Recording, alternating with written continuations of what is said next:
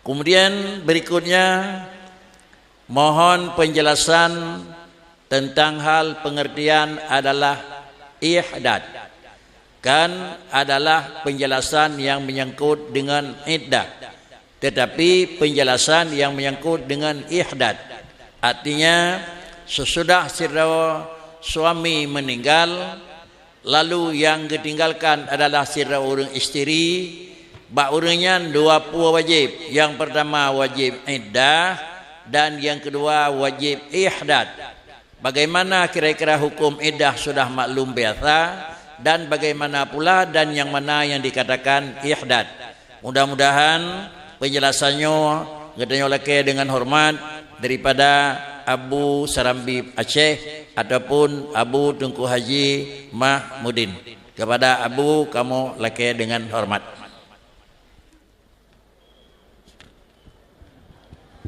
Bismillahirrahmanirrahim. Assalamualaikum warahmatullahi wabarakatuh. Alhamdulillahirabbil alamin. Wassalatu wassalamu ala sayyidina Muhammadin wa ala alihi wa sahbihi ajma'in. Asyhadu an la ilaha illallah wa asyhadu anna Muhammadar Rasulullah, amma ba'du. Yang ulun tuan muliakan, para abu-abu, abi-abi, abati-abati, walid-walid, para gure-gure Bamandum yang kehadir pada tempatnya berbahagianya. Kemudian khususnya Abu pimpinan dayah yang mulianya, istimewa sekali Tengku Wali Nanggrau yang urunyo hadir bersama-sama dengan ketanyo. Pertama-tama ulun tuan mengaturkan terima kasih kepada moderator yang kagak beri kesempatan kepada ulun tuan untuk menjelaskan bacot menurut yang ulun pahami tentang masalah ihdad. Dan kalau penyampaian ulun yang barangkali kurang tepat, maka di sini ulun tuan mohon kepada abu-abu Bandung untuk tolong geluruskan dan kebenarkan. Bapak-bapak, ibu-ibu sekalian,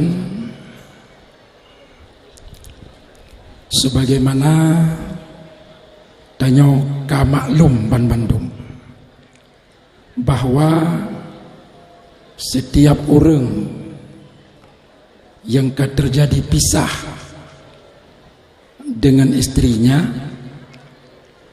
pisah secara udip atau pisah dengan cabar mati,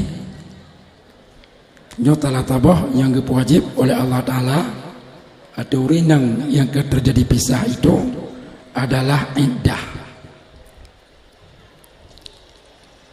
Ulun dua rasa masalah iddahnya tanya kamaklum mandum, sehingga hanali merasa perlu tak angkat orangnya. Cuman khusus bagi urinang yang cerai dengan lakau karena meninggal orang lakau, di samping kewajibkan beriddah menurut ketentuan roge, aturan iddah roge, itu sangat tergantung daripada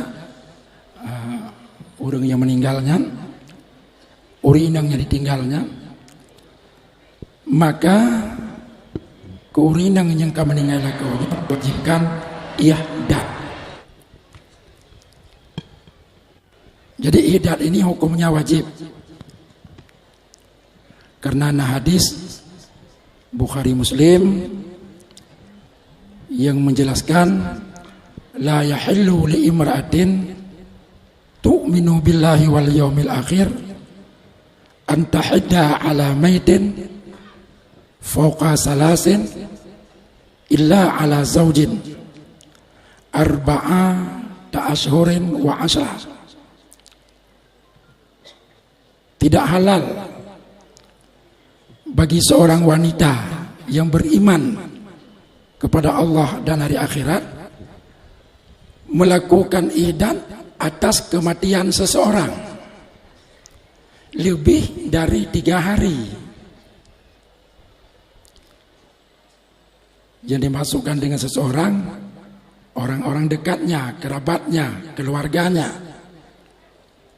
Tidak boleh bagi seorang perempuan melakukan iddad karena kematian seseorang di atas 3 hari, lebih dari 3 hari, kecuali iddad karena meninggalnya suami. Maka bagi wanita itu diwajibkan beriddad selama 4 bulan 10 hari. Jadi ini dalil yang diangkat oleh ulama-ulama dalam berbagai kitab fikih tentang wajib iddad bagi orang yang meninggal kau, di mana masa iddad itu 4 bulan 30 orang bagi orang yang meninggal kau. Adapun bagi orang yang terjadi cerai ubib, apakah dengan talak dan lain sebagainya, maka hukum iddad bagi mereka itu adalah sunat. Jadi bukan wajib. Yang wajib khusus bagi orang yang meninggal kau. Jadi dalam kitab Bujarimi, Syekh Sulaiman Al-Bujarimi gejuk bacut alasan tentang wajib iddad bagi orang yang meninggal kau melalui hadis tanya. Sebablah hadis tanya hinang hana gepegah dengan cara tegas dan hana gepegah dengan cara sareh bahwa hukum iddad atau orang yang mati lakau wajib. Hana gepegah di Nabi dengan cara terang benderang. Cuman yang nak gepegah dalam sebuah bentuk bahasa la yahil, tidak halal. Tidak halal bagi seorang wanita melakukan iddad karena kematian seseorang di atas 3 hari, kecuali yang halal, yaitu iddad seorang wanita yang meninggal suami, maka halal iddad itu selama 4 bulan 10 hari. Jadi 4 bulan 30 orang halal iddad. Berarti hanya menunjukkan secara langsung kewajib iddad. Tetapi oleh para fuqaha semuanya sepakat menjadikan hadis ini sebagai dalil wajib iddad. Rata ketemu wajib melalui hadisnya. Sulaiman Al-Bujarimi dalam kitab Bujarimi jilid 4 halaman 67 gebi sedikit ilat alasan kewajib iddad bagi orang rat hadis tanya gekun legonan li anna ma jaza ba'dal imtina wajaba ghaliban. Sesuatu yang dibolehkan sesudah dilarang itu secara ghalib memberi faedah wajib. Secara ghalib memberi faedah wajib. Kenaran keju alasan oleh Syekh Sulaiman Al-Bujarimi dalam kitab Al-Bujariminya. Itu satu. Kemudian yang kedua, tentang pengertian iddad. Apa itu iddad? Iddad menyatakan dalam kitab Matan Minhaj, tarku labsi masburin li zinah. Tarku labsu masburin li zinah walau qabla nusjihi au khashan wa tatayyubin wa duhni sya'rin wa iktihalin bi kulli zinatin. Artinya meninggalkan memakai pakaian-pakaian yang dicerlok, di mana pakaian itu dicerlok tujuannya untuk zina. Pakaian itu dicerlok maksudnya untuk zina. Jadi menggunakan pakaian-pakaian yang dicerlok dengan suatu cerlok yang tujuan cerlok itu dipakai untuk zina maksudnya. Walau cerlok itu dilakukan sebelum disuci pakaiannya atau pakaian gasa sekalipun, dan meninggalkan tatayub. Jadi mana tatayub? Pakai wangi-wangian, berdandan istilahnya, buh bedak, jadi buh minyak wangi, jadi berdandan. Waduhni sya'rin, dan meninggalkan menggunakan minyak rambut kepala, hanya pakai minyak. Waktihal bikule zina, dan meninggalkan bercelak dengan celak yang tujuan pakai celak itu untuk zina, kan untuk ubat. Sebabnya celak yang tujuan pakai kan untuk zina, tetapi untuk ubat.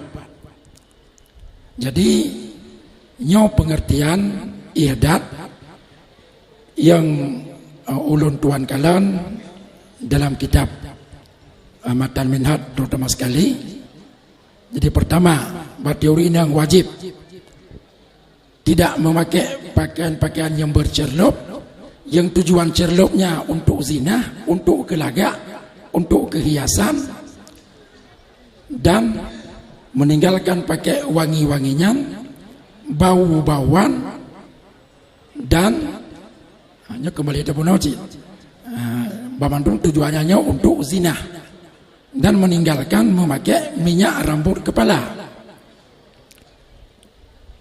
Jadi tujuan pakai minyak rambut juga untuk zina, Bamandung arahnya ke zina, dan memakai celak dengan maksud untuk zina Bamandung. Jadi kalau ada hal-hal tersebut yang dipakai bukan tujuan untuk zina, jadi nampaknya kalau menurut dakalan dari lahir ibarat kitab Matan Minhajnya tidak ada masalah. Umpama orang pakai ijah mencerlok, memang ijahnya wate dicerlok itu cerlok untuk zina, tapi ketika dipakai tujuannya bukan untuk zina, umpamanya karena hana ijah lain, maka ketika itu tidaklah termasuk orang inangnya dalam melanggar aturan ihdat. Sebab tujuan pakai ijahnya kan maksudnya untuk zina. Juga demikian kalau gue pakai umpamanya minyak rambut, minyak obat ulai, tapi tujuan pakai ji kan untuk zina. Umpama gatai ulai, han tertun dari nang gatai ulai, menyahana boh minyak satu-satu jalan untuk pegadaian penyakit gatai. Umpamanya yang boh minyak, maka boh minyaknya untuk ubat, nyawahana termasuk dalam pakai minyak yang dilarang karena tujuannya bukan untuk zina. Demikian juga kalau pakai celak mata, kalau tujuan celak itu bukan untuk zina tapi untuk menerangkan mata, keubat mata bagi orang yang sakit mata umpamanya, maka ini tidak dilarang karena hanya masuk dalam pengertian ihdat. Jadi pedung-pedung yang dilarangnya sumbernya adalah diambil dari hadis Nabi.